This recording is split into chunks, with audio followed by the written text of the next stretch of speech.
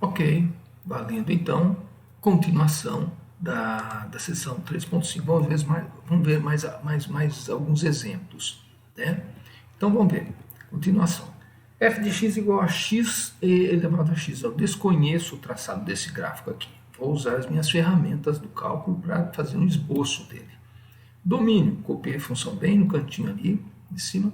Domínio da função, reais. Intersecção com os dos y. Quando x for zero, y é zero.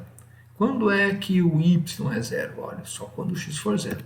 De maneira que eu conheço apenas 0, 0 como intersecção do gráfico com os eixos. Simetrias, eu vou tentar calcular f de menos x. Olha, a função não é par nem ímpar. Ok? Muito bem, então conheço por enquanto apenas esse ponto pelo qual o gráfico passa. Domínios reais. Crescimento e decrescimento. Calcula a derivada e fatora a derivada. E aí a minha pergunta é, quando é que a derivada se anula? Quando x for menos 1. Não existe, bom, existe para todo número real. Então tenho que estudar o sinal dessa derivada à esquerda do menos 1 e à direita do menos 1. À direita do menos 1, a derivada é positiva, a função é crescente, né, no intervalo da direita do menos 1.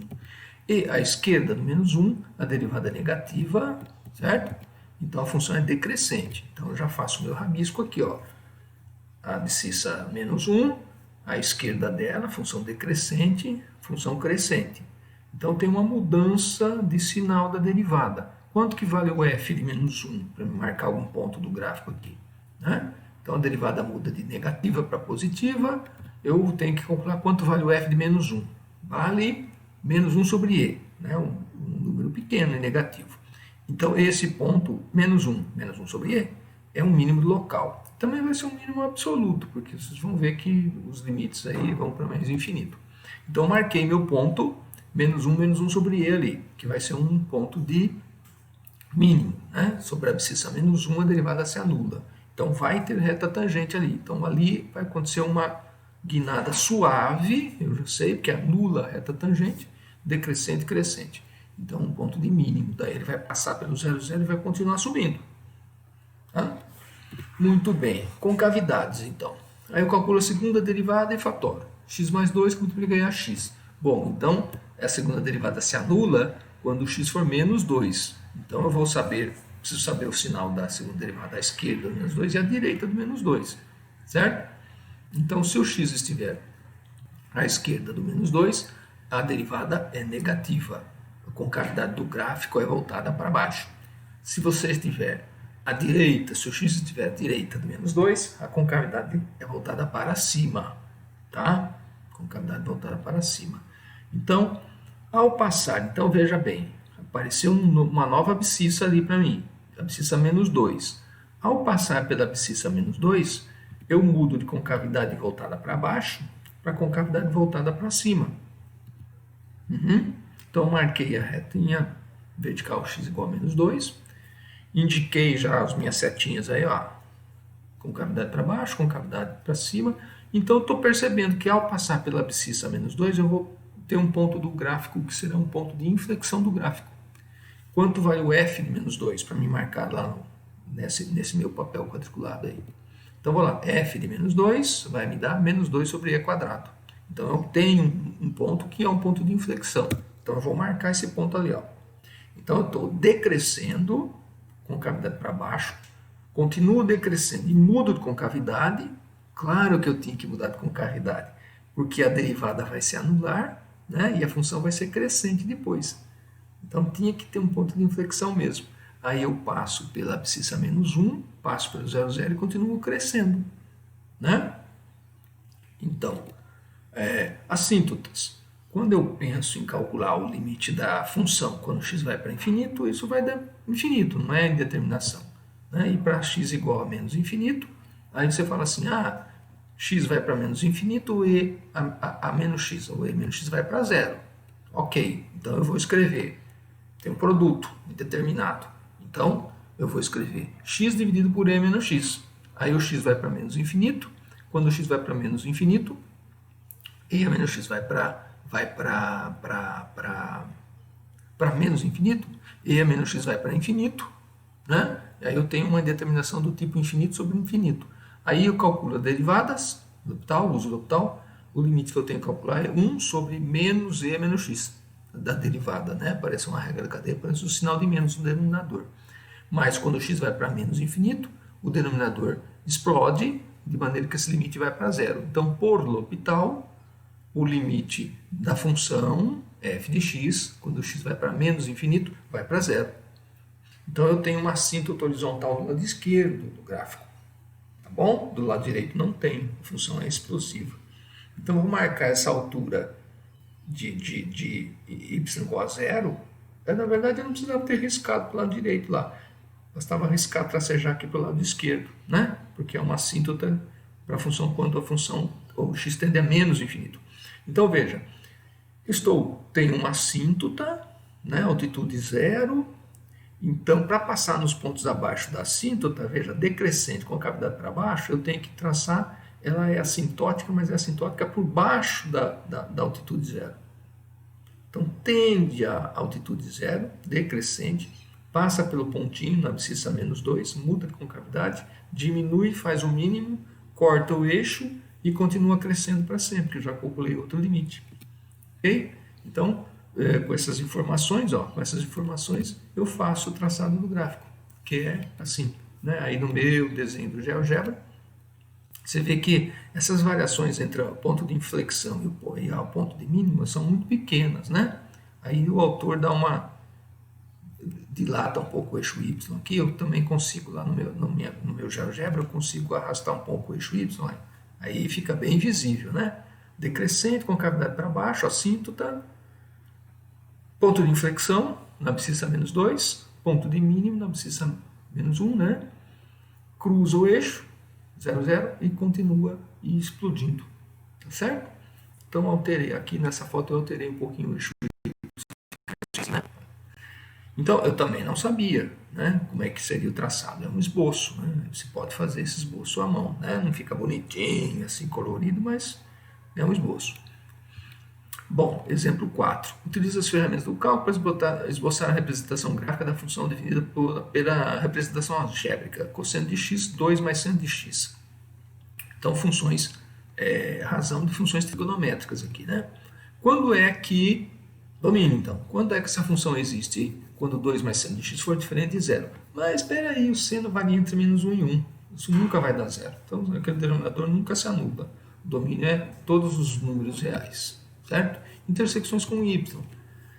Quando você coloca x igual a zero, olha só, o seno dá zero, mas tem um 2 ali na soma, né? E o cosseno de zero é 1. Então, quando x for zero, ele corta o eixo dos y na altitude meio, 0,5, né? E com o eixo dos x. E quando é que essa expressão aí da f de x é zero? Ela vai ser zero quando você zerar o cosseno, mas o cosseno vai ser zero quando você está em π sobre 2 positivo ou em menos π sobre 2. Né? Então, são múltiplos de π sobre 2, de 0 mais π sobre 2, ou de 0 menos π sobre 2. Né? Ou de kπ mais π sobre 2. Né? Kπ mais π sobre 2. Então, infinitos números. Então, tem infinitas raízes. Okay? Então, eu conheço esses pontos. Altitude meio ali no eixo y e infinitas raízes aí, né? De kπ mais π sobre 2. Okay? Marquei algumas aqui. Bom, simetrias. Eu vejo o cosseno é par, o cosseno é mais o seno que está no denominador é função ímpar e tem um 2 ali, então a função não é nem par nem ímpar, não tem simetrias envolvidas. Né? Existem expressões trigonométricas na representação algébrica da função, logo devemos investigar se existe período, mas claro que tem um cosseno e tem um seno, esse período vai ser 2π. Então, eu percebo que f de x mais 2π é realmente o f de x. Então, a função vai ser periódica.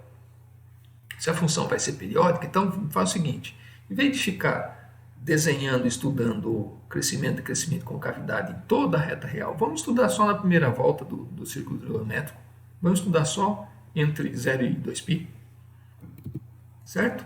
Então, eu vou, tá vendo minhas faixinhas vermelhas ali?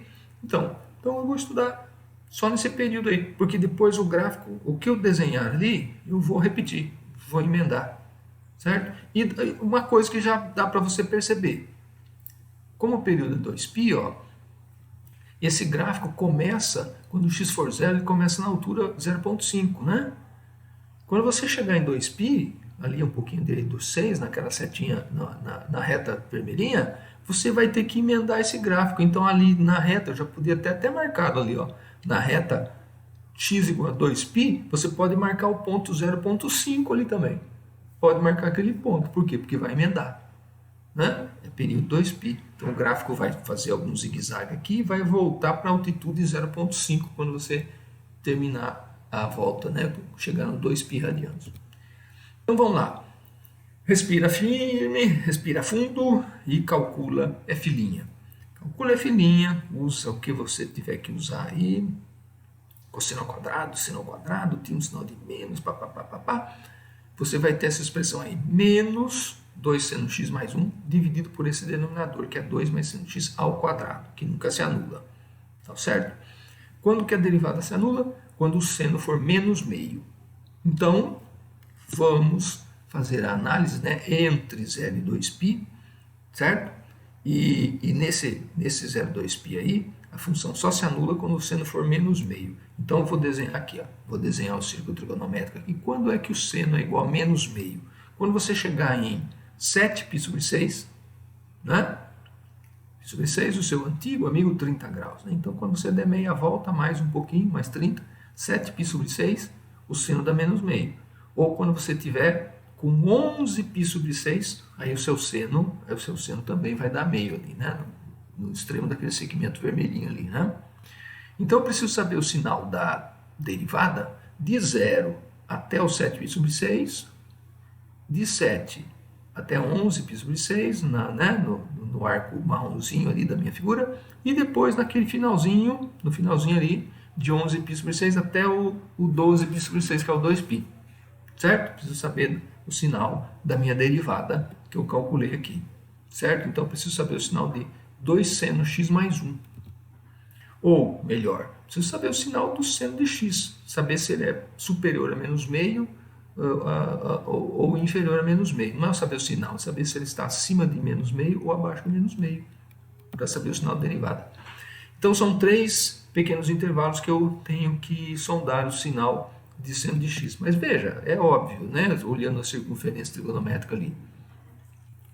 Então, entre 0 e 7π sobre 6, eu escolho, por exemplo, π sobre 2. O seno é 1, né?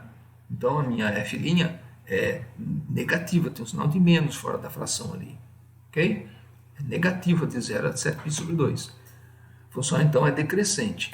De 7π sobre 2 até 11π sobre 2, eu escolho, por exemplo, 3π sobre 2, aqui menos 90 graus, aqui o seu antigo menos 90 graus. O seno é menos 1, né? Então a sua derivada ali vai ser positiva, porque eu vou multiplicar com o sinal de menos fora da fração. A derivada é positiva, a função é crescente naquela parte marronzinha ali, crescente. E no finalzinho, de 11π sobre 6 até 2π, eu percebo que quando passar do 11π sobre 6, o meu seno começa a ficar maior do que o menos meio. Consequentemente, a minha derivada começa a ficar negativa de novo. Fica negativa de novamente. Certo? A função vai ser decrescente naquele arco do finalzinho, de 11π sobre 6 até 2π. Então, eu tenho decrescimento, crescimento e decrescimento. Então, eu venho lá no meu rascunho e tracei em laranja, né, as medidas aproximadas aqui de 7π sobre 6 e 11π sobre 6. Né, e falta um segmento que seria aquele arco pequenininho para terminar a volta. Então, nessas faixas aí, ó, eu tenho decrescimento, crescimento e decrescimento. Certo? Então, em 7π sobre 6, eu vou ter um valor de mínimo. E em 11π sobre 6, eu vou ter um valor de máximo. Eu preciso calcular esses valores. Então, na abscissa 7π sobre 6, na abscissa 11π sobre 6. Aí eu vou fazer minha conta, eu vou obter menos raiz de 3 sobre 3 e vou obter mais raiz de 3 sobre 3. Então, eu vou marcar esses pontos aí que estão marcados em bolinhas verdinhas. Então, eu atinjo um mínimo, atinjo um máximo. Aí eu vou decrescer, e eu vou decrescer, tá vendo aquela bolinha verde da direita? Exatamente, ela é superior à altitude meio, porque aí eu vou decrescer, poder crescer e vou chegar na altura meio, quando eu chegar no 2π, para emendar o gráfico, certo? Então eu estou vendo o jeitão do gráfico, ó. Passa por essas bolinhas azuis pelas bolinhas verdes, certo? E ele vai ser suave. Agora eu vou estudar a concavidade. Segunda derivada, faço o cálculo da segunda derivada, coloco 2 mais c no x em incidência, cancelo com uma potência de 2 mais c no x no denominador, por isso que o denominador vai ficar ao cubo no final da tela, ali, né? Faço uma fatoração, o que eu posso fatorar, eu vou fatorar porque eu quero estudar sinal disso aí, né? E aí eu tenho, limpando, então, no final, limpando toda essa expressão aqui, eu tenho que a segunda derivada é menos 2 cosseno x que multiplica 1 menos seno x, ok? Sobre 2 mais seno x ao cubo. Agora, veja, o denominador é sempre positivo, certo? O mínimo que o seno atinge é menos 1, né? Então, esse denominador é sempre positivo. O fator 1 menos seno x está fatorado no numerador. O fator 1 menos seno x sempre será, né, positivo ou nulo.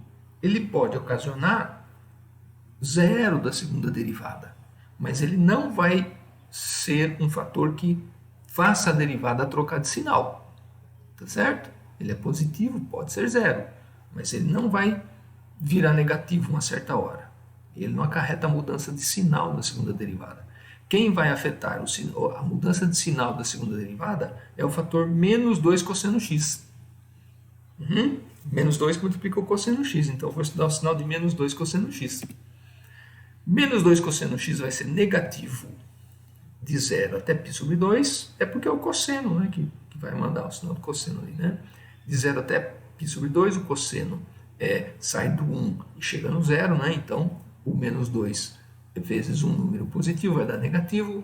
Quando o seu arco passar de π sobre 2 e for até 3π sobre 2, ou seja, até completar mais meia volta, esse menos 2 cosseno x vai ser positivo, e depois de 3π sobre 2, né, o seu antigo menos 90 graus, até completar a primeira volta, a sua derivada volta a ser negativa. Então a concavidade é voltada para baixo, de 0 a π sobre 2, é voltada para cima, de π sobre 2 até 3π sobre 2, e voltada para baixo, de 3π sobre 2 até 2π. Então eu fiz umas setinhas, as retinhas azuis agora, que eram esses, veja, π sobre 2, 3π sobre 2, eram raízes da função. Então, tá vendo? Eu fui tracejar, mas quando eu fui tracejar, exatamente, já eram raízes da função.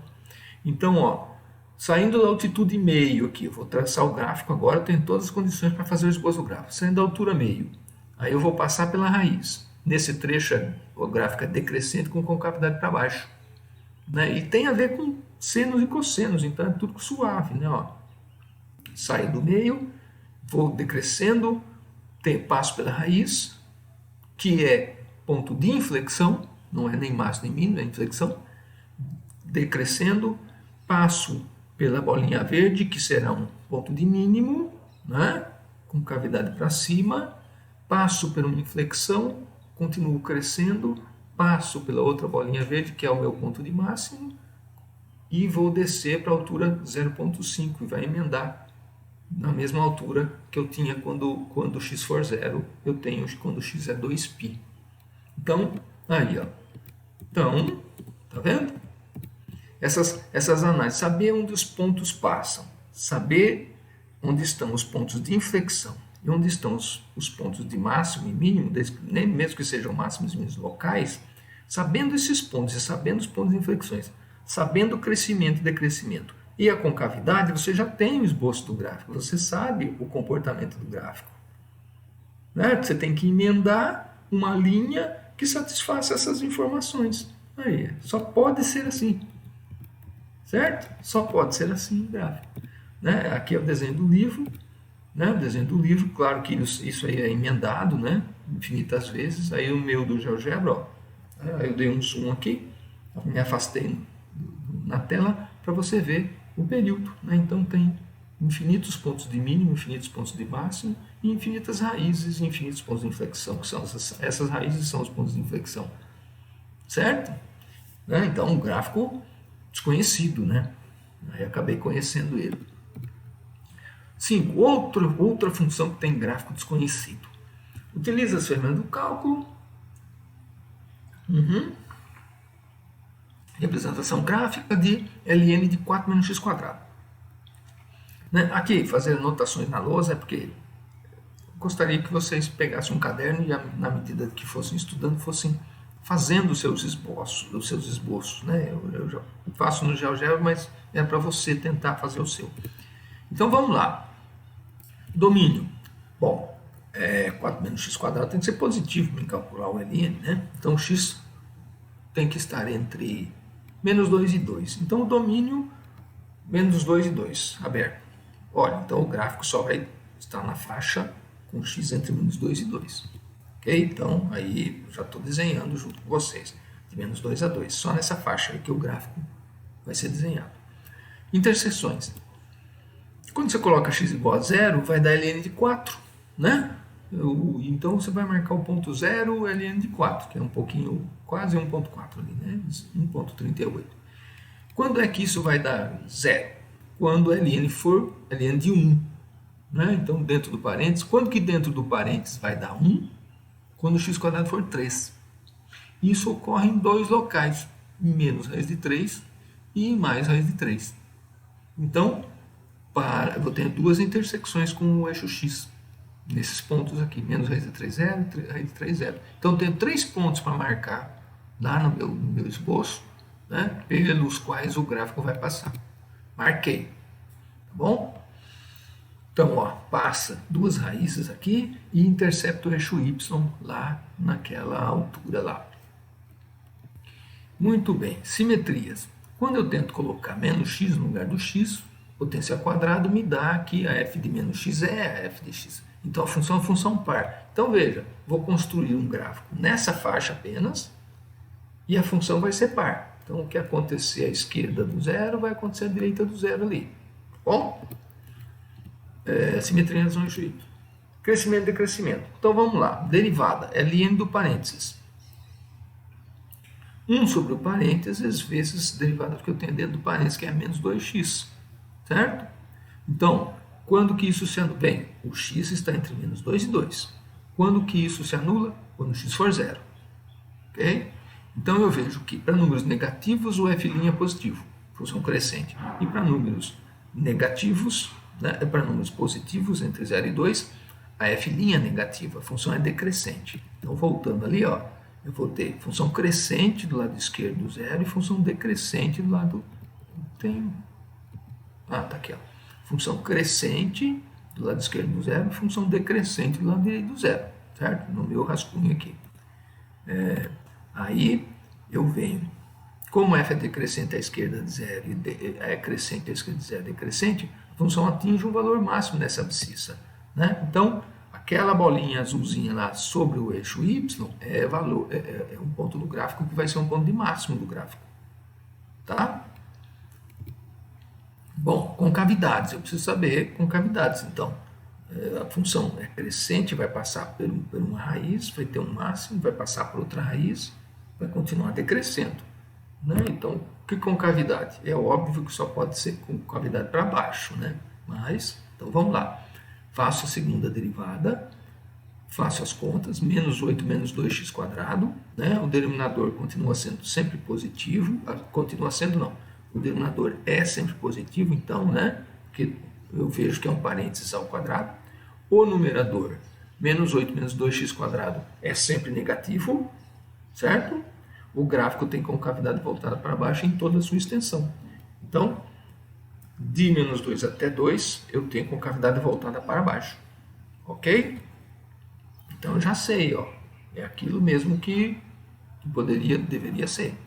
Eu preciso saber qual é a tendência da função quando você chega em menos 2 para a direita, né? E já que a função é par, isso vai ser igual quando você chega em 2 pela esquerda. Ok? Então, qual é essa tendência? ln de 4 menos x quadrado. Quando você se aproxima de menos 2, você está se aproximando de zero no 4 menos x quadrado, né? E o ln de zero tende a menos infinito. O que acontece para o lado direito também, porque a função é par. Então, esses dois limites tendem para menos infinito. Ok? De posse dessas informações, é possível esboçar a função. Então, ó, o limite aqui é menos infinito do lado esquerdo, menos infinito do lado direito. O gráfico da função só pode ser esse. Estou piscando aqui. Certo? Calculei os dois limites laterais. Só pode ser assim. Né? Aí você tem o esboço do gráfico da função ln de 4 menos x quadrado que você desconhecia. Ok? Aqui eu faço no GeoGebra para ficar bonitinho para mostrar para vocês. Mas você, à mão, você faria isso. E você sabe que ele tem que ser simétrico, né? Ok? Então, mais um exercício. Essa é a ilustração do livro. Mais um exercício resolvido aí, mostrando os pontos de máximo e pontos que são raízes. Ok? Aí no finalzinho aqui... Lá na lista de exercício tem isso aqui é para analisar o comportamento da função quando o x vai para infinito, quando o x vai para menos infinito. Assíntotas oblíquas, uma subseção aí. Mas esse caso aqui vai ser estudado lá no exercício apenas quando você estudar funções que são racionais. Polinômio sobre polinômio, o polinômio do numerador tem 1 grau a mais que o polinômio do denominador. Né? Então, vamos ver a nomenclatura. Essa reta de equação aí, y igual a mx mais b, é chamada de assíntota oblíqua da função f, quando o limite da f menos mx mais b, quando x tende a infinito, for igual a zero. Tá? Isso vai te dar que o limite da distância do gráfico da f, a reta de equação y igual a mx mais b, tende a zero, como ilustra essa ilustração aqui, ó, essa figura do livro. Né? Então, isso vai ocorrer quando você calcula o limite no infinito, minha f de x explode, vai para infinito, mas aí, quando eu tenho polinômio de grau, 1 grau a mais no numerador do que o denominador, eu posso fazer uma divisão por x, fatorar um x ali, e estudar qual vai ser esse tipo de crescimento que vai para infinito. Aí você sabe, em alguns casos, que esse crescimento explosivo se aproxima de uma certa reta de equação y igual a mx mais b. Tá bom? Abordaremos em nosso estudo apenas os casos em que as assíntotas oblíquas aparecem vinculadas a funções racionais. Esses são os casos em que o grau do polinômio do numerador é igual a uma unidade a mais que o grau do polinômio do denominador, como eu já havia observado. Né? Aí o autor mostra um exemplo para você. Exposta o gráfico da função definida por essa representação, x cubo dividido por x quadrado mais 1. Ok? Bom, domínio, aqui é x quadrado mais 1, né? Então, domínio é reais, interseções apenas a 0, 0. A função é uma função ímpar, tá bom? O gráfico é simétrico em relação à origem. O denominador nunca se anula, não há assíntotas verticais, claro. Os limites no infinito são infinitos, então quando você calcula aqui, está bem rápido, porque você vai fazendo essa análise. Né? O limite vai para infinito, né? Então são infinitos, e só que você tem polinômio sobre polinômio. Então veja o que acontece. X ao cubo sobre x quadrado mais 1, você pode dividir, né? X ao cubo dividido por x quadrado mais 1, você obtém x, só que você vai sobrar uma expressão ali de resto, né? Então você tem x menos x dividido por x quadrado mais 1. Ok? Então veja, a diferença, agora você pega esse x aqui e passa ele para o lado esquerdo da igualdade, esse x aqui da primeira linha da tela aqui. Então a diferença entre f de x e x, veja, a diferença entre f de x e x, quando x tende a infinito, é igual ao limite do menos x sobre x quadrado mais 1, quando x tende a infinito. Agora, o grau do denominador é 2, o grau do numerador é 1, né? Então aqui, infinito sobre infinito, quando você aplica a derivada, quando você aplica a L'Hopital, vai dar 1 dividido por 2x, 1 dividido por 2x vai para 0. Então você vê que a sua função tem um gráfico que explode para infinito, mas ela se aproxima, esse gráfico se aproxima da reta y igual a x, né? À medida que você caminha com a sua abscissa para infinito. A diferença do da altura do eixo x até o gráfico da f e da altura do eixo x até a reta y igual a x, essa diferença diminui para zero. Então, com a análise dessas derivadas aí, sabendo que a equação y igual a x é uma assíntota, né? Então eu sei que essa reta y igual a x é uma assíntota, então eu posso esboçar o gráfico da função com uma maior clareza, certo? Porque como é polinômio por polinômio, grau 3 por grau 2, eu dividi, então eu sei que tem uma raiz ímpar, tem um ponto de inflexão, concavidade, né, para cima, e depois fica com concavidade para baixo, mas continua explodindo para mais infinito. Então, eu sei que, como eu estudei essa diferença, eu fiz a divisão do polinômio e estudei essa diferença aqui, eu sei que esse crescimento com concavidade para baixo se aproxima, né, a tendência de você subir com 45 graus. Claro, descer também com 45 graus por simetria.